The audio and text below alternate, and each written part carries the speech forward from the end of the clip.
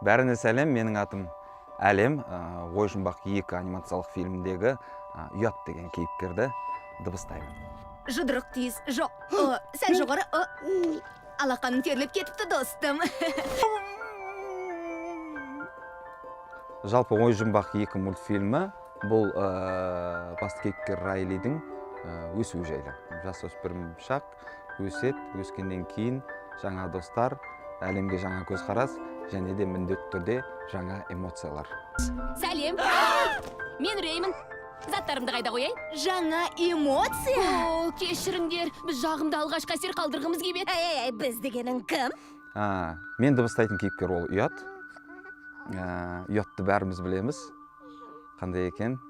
Райлидің басында ол ең бірінші пайда болған кезде ол өте өз әлемінде өмір сүретін, айналадан қорқатын, және сөйлеуге қорқатын, өз ойын айтудан ұялатын немесе қорқатын сондай бір кейіпкер. Қазір қатырам. Қуаныш, жай сұрағаным ғой, бәлкім мен... Рахмет, қазір емес. Өміріміздің соңына дейін масқара бола қоймаспыз. Ең бірінші ассоциация Диснеймен бұл Муфаса. Симба емес, маған Муфаса ұнайды.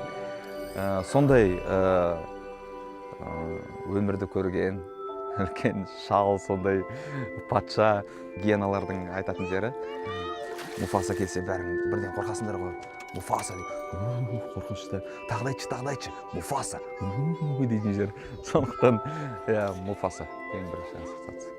Жалпы мен ойлаймын, өзім кейіпкермен қатты ұқсаймын деп, себебі мен де кішкентай кезде өте ұялшақ, өз ойымды толықтай жеткізуге ұялатынмын.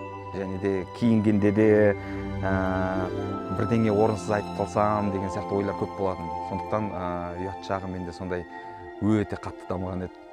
Бұл фильмде маған ұнайтыны бұл ұяттың кейіпкер ретінде дамуы. Қаншалықты ол өзін сындырып, қаншалықты ашыла алады. Ұятқа мен негізі қатты бауыр басып болдым. Фильм дыбыстауда бұл менің бірінші тәжірибем. Жеңіл емес екен. Мен ойлағам негізі жеңіл болады деп.